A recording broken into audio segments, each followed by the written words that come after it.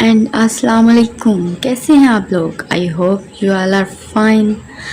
आज की मेरी वीडियो तमाम लेडीज़ के लिए उनके तमाम छोटे से बड़े मसले को हल करने के लिए बहुत ही अच्छा तरीका बताऊंगी, क्योंकि इससे मुझे बहुत फ़ायदा हुआ है, तो सोचा आपसे भी शेयर किया जाए। आज की वीडियो में मैं बात करने वाली हूँ सीड्स साइक्लिंग पे। ये कैसे की जाती है, कौन कौन से सीड्स इसमें यूज़ होंगे, इन सब की डिटेल में बताने वाली हूँ, और कब और कैसे लेंगे, क्योंकि हमें बहुत सी ऐसी गर्ल्स हैं जो उसको लेके बहुत ज़्यादा अपसेट हो जाती हैं।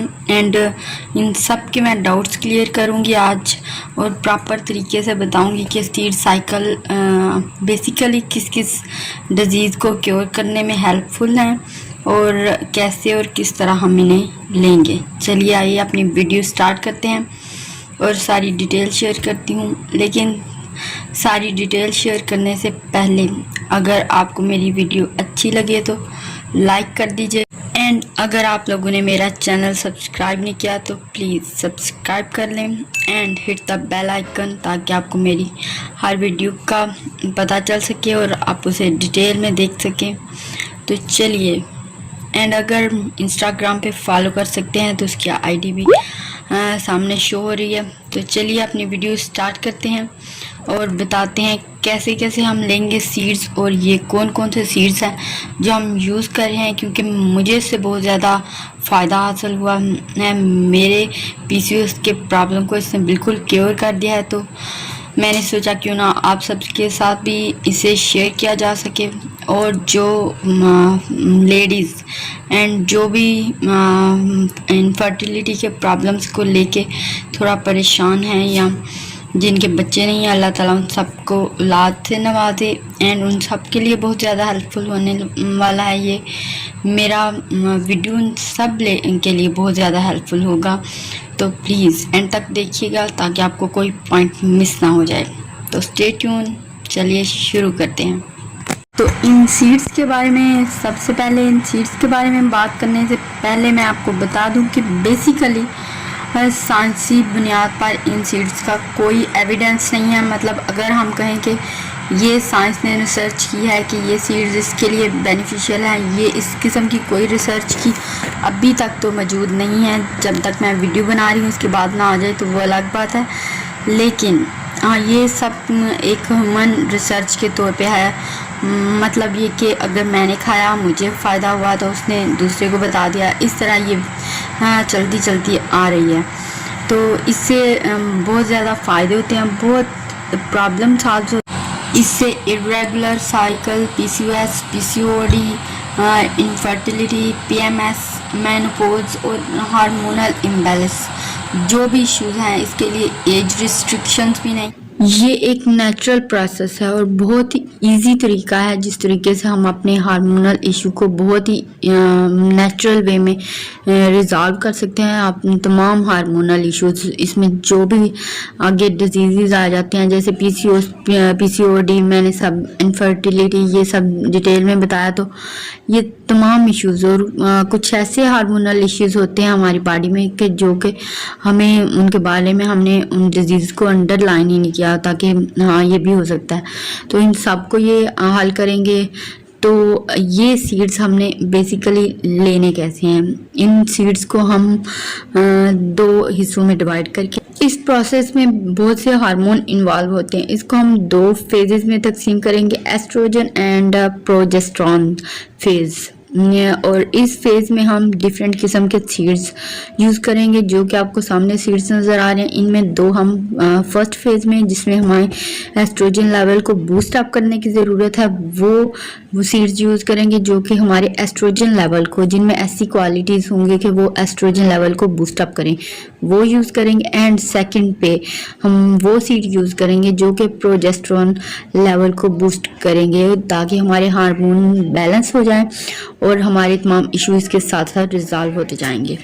हम हार्मोन लेवल को रख के सामने कि हमारा हार्मोन लेवल इस सीड से थोड़ा बूस्ट इससे मिल रहा है और इससे नहीं, तो इस तरह हम चूज़ करने वाले हैं। So what you want to do this, we take certain seeds all this process. So first phase में एस्ट्रोजन लेवल को हेल्प करेंगे जो सीड्स वो यूज़ करेंगे।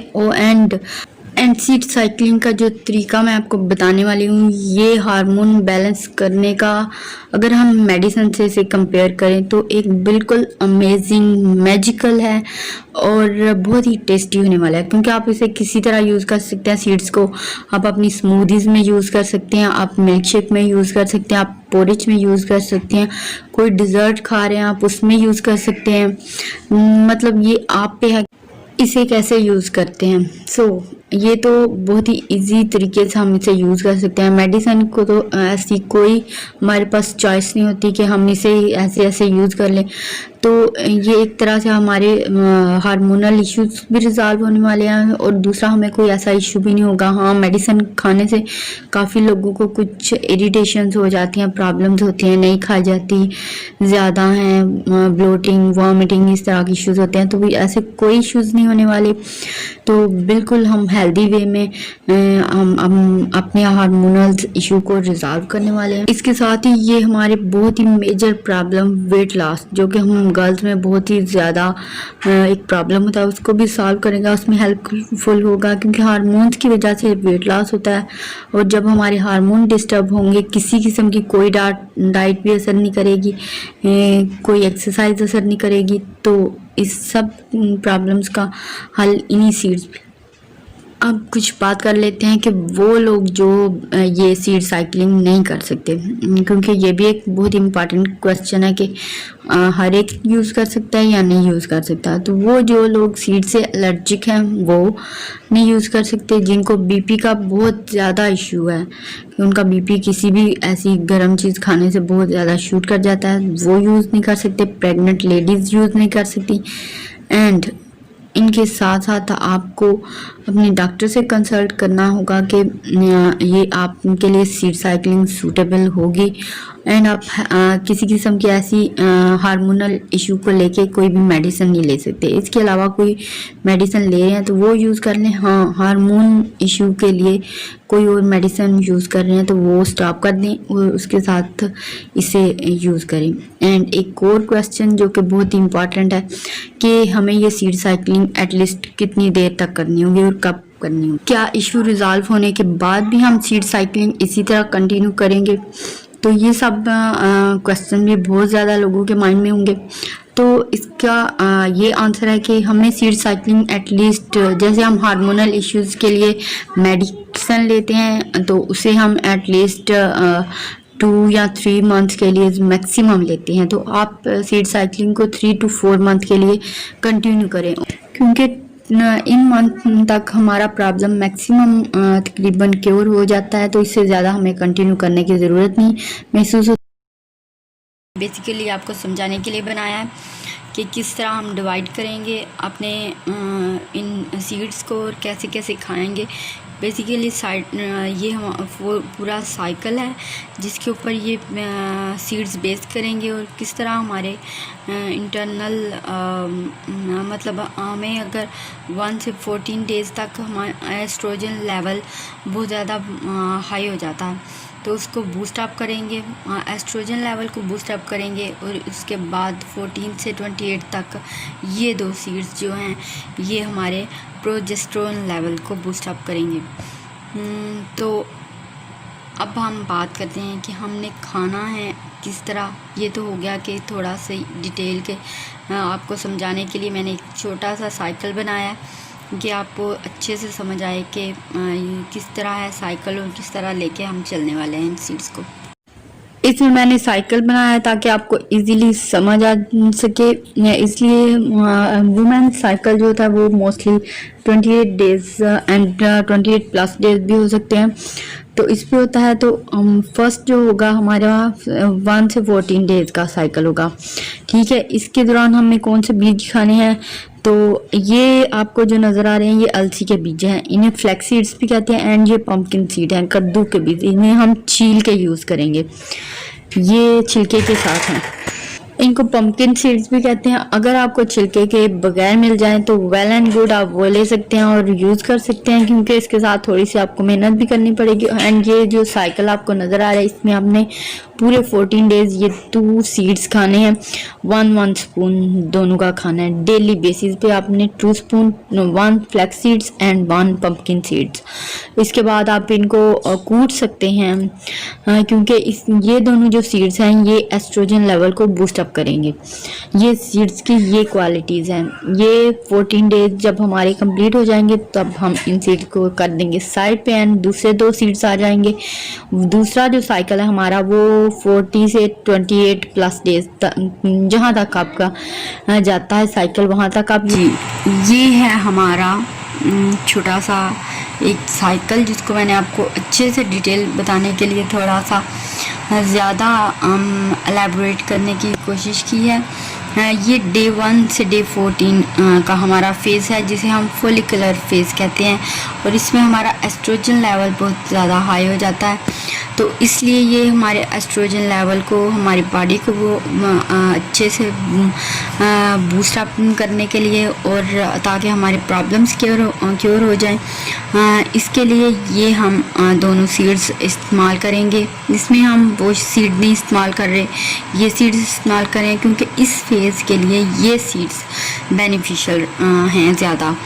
तो ये आपने डे 1 से डे 14 तक, इसके लिए आपका साइकिल अगर नहीं आ रहा, साइकिल का कोई इशू है, तो आप किसी भी मंथ के स्टार्ट से उसकी मतलब फर्स्ट डेट से या अभी से आप स्टार्ट कर लें और पूरा मंथ काउंट कर लें उसे, कि अब यहाँ तक आपके 28 या 30 या डेज़ हो रहे हैं तो ठीक है, वहाँ तक आप लेके चल सकते हैं, इसका कोई इशू नहीं है। और आप इसे यूज़ कर सकते हैं डेली।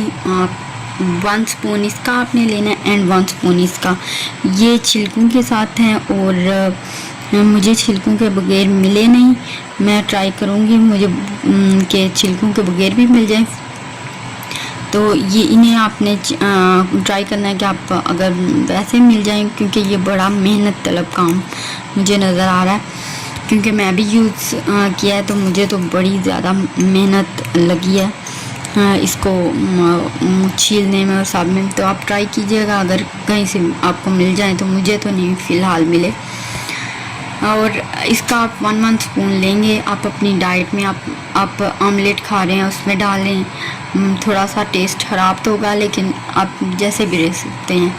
आप मिल्क शेक में ऐड कर सकते हैं, आप योगर्ट में ऐड कर सकते हैं, आप किसी डिज़र्ट में ऐड कर सकते हैं, ये आप पे है कि आप इनको कैसे ले रहे हैं। लेकिन आपने डेली 14 डेज़ तक दोनों का 1-1 चम्मच लेना है। आ जाते हैं अपने दूसरे साइकिल पे, जिसमें जो स्टार्ट होगा 15 से और 28 एंड मैक्सिमम जहाँ तक आपका जाता है वहाँ तक लेके जा सकते हैं आप। तो ये 15 से शुरू होगा और इसमें हमारा प्रोजेस्टेरोन लेवल जो होता है वो ज़्यादा हाई हो जाता है, तो इसमें इसको बूस्ट अप करेंगे और इस फेज़ को हम ल्यूटेल फेज़ नाम देंगे। और इसमें हमने सूरजमुखी के ये सीड्स हैं, और ये मैं जब सऊदीया में थी, तो अभी तो लॉकडाउन की वजह से मैं यहाँ फंस गई हूँ, तो तब मैंने 1-2 दफ़ा विज़िट किया सऊदियों के हाउस में, तो उनके घरों में पम्पकिन सीड्स और ये सीड्स होते थे। तो मुझे बड़े अननेसेसरी लगते, ये क्या छील के बच्चों की तरह खा रहे हैं, लेकिन इनमें जितने फ़ायदे हैं वो मेरा नहीं हाल, क्योंकि मुझे इससे बहुत ज़्यादा फ़ायदा हुआ है। तो मैं तो डेफ़िनेटली इनको अपनी लाइफस्टाइल का, अपनी डाइट का हिस्सा बनाने वाली हूँ। तो इसके साथ ये सेसमी सीड्स भी बहुत ज़्यादा बेनिफिशियल हैं। तो इस स्टेज पे हम ये 2 सीड्स खाने वाले हैं उसी रेशो के साथ 1-1 के साथ, और इसको अपने छिलकों से निकाल लेना है। अगर आपको छिलकों के साथ निकले हुए मिल जाएं तो ये बहुत ही बेस्ट है, वेल एंड गुड। एंड आपने इसको अपने इस तरह डेज में लेकर चलना है, 15 से आगे ऑनवर्ड आप लेके चलेंगे। तो ये आपको डेफिनेटली बहुत ज़्यादा फ़ायदा करने वाले और हेल्पफुल होंगे। आपके सारे प्रॉब्लम्स क्योर हो जाएंगे। हाँ, इसके साथ ये नहीं आप सब कुछ खाएं, आपको अपनी डाइट कंट्रोल करनी पड़ेगी। PCOS था मुझे, तो मैंने सॉफ्ट ड्रिंक्स सारी अपनी लाइफ से निकाल दी। उसके साथ मैंने बेकरी आइटम्स एंड किसी किस्म का मीठा नहीं थी मैं लेती। नो जैगरी, नो गुड़, नो शक्कर, इस तरह कुछ मैंने मीठा नहीं यूज़ किया और अल्हम्दुलिल्लाह मैंने PCOS को बीट कर दिया और PCOS ऑलमोस्ट मेरा ख़त्म हो चुका है। तो अगर आप लोगों को इससे हेल्प हो तो प्लीज़ मुझे कमेंट सेक्शन में ज़रूर बताइएगा। तो तब तक के लिए बाय बाय, दुआओं में याद रखिएगा।